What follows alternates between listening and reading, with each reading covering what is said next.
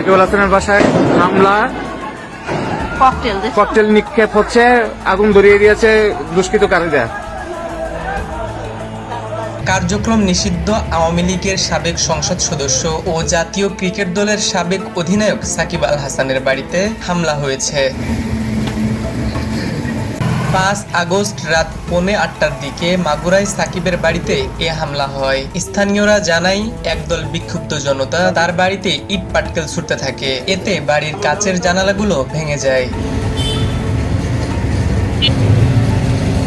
খবর পেয়ে রাত 8:30টার দিকে পুলিশের একটি দল ঘটনাস্থলে পৌঁছে পরিস্থিতি পর্যবেক্ষণ করে। পরে এলাকায় অতিরিক্ত পুলিশ মোতায়েন করা হয়। মাগুরার সদর থানার ওসি আব্দুল্লাহ আল মামুন বলেন, বাড়ির জানালার কয়েকটি কাচ ভেঙে গেছে, এতে কেউ হতাহত হননি। তিনি আরো বলেন, প্রাথমিকভাবে মনে হচ্ছে বাড়ির লোহার গেটের উপর পেট্রোল ঢেলে আগুন দেওয়ার চেষ্টা করা হয়েছিল, তবে পেট্রোল বোমা হামলার আলামত পাওয়া যায়নি। Imur Rahman, news Bangla .news, Dhaka multimedia.